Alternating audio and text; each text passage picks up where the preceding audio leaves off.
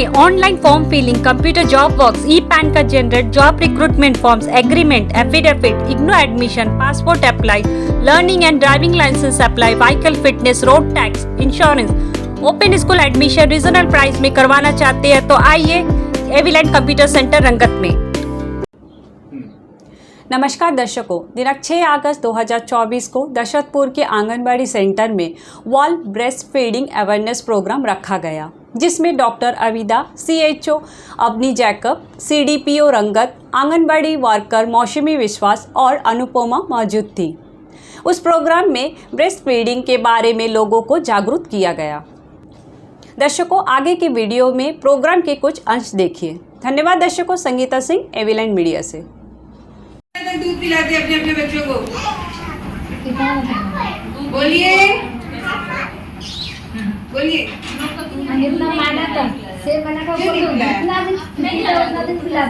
देखो, भले वो नॉर्मल डिलीवरी हो या CS हो, पहला 1 घंटा में पिलाना है। शायद ऐसा रहा होगा तो आप क्यों नहीं कंसल्ट किया? कंसल्ट करना चाहिए। अब नहीं हो रहा है दूध, ये नहीं हो रहा है क्योंकि बच्चा सक नहीं कर रहा है। और प्रेगनेंसी का ये सब चीज़ का शुरुआत कब होता है? जब किशोरावस्था में एक लड़की जाती है, तब से इसका ये होता है कि उसका पीरियड्स नॉर्मल हो रहा है।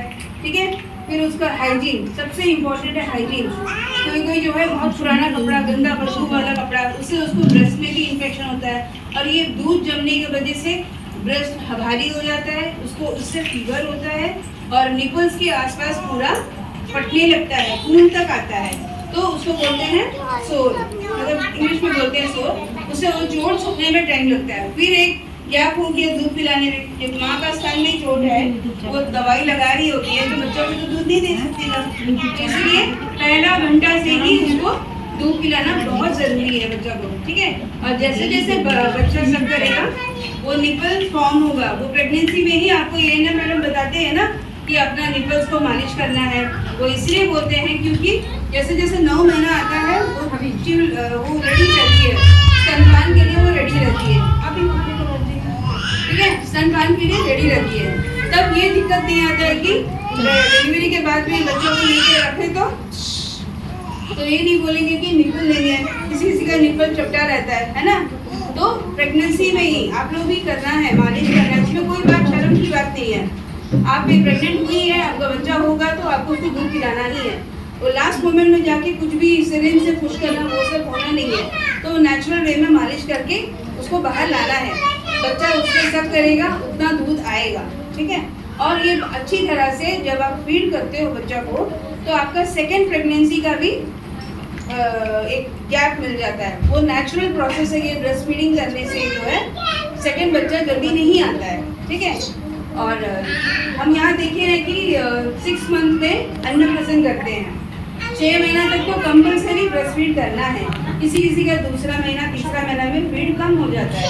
वो होता है कि कुछ परेशान रहते हैं घर में, ऐसा एक माहौल नहीं बनता है कि फीड कर सके।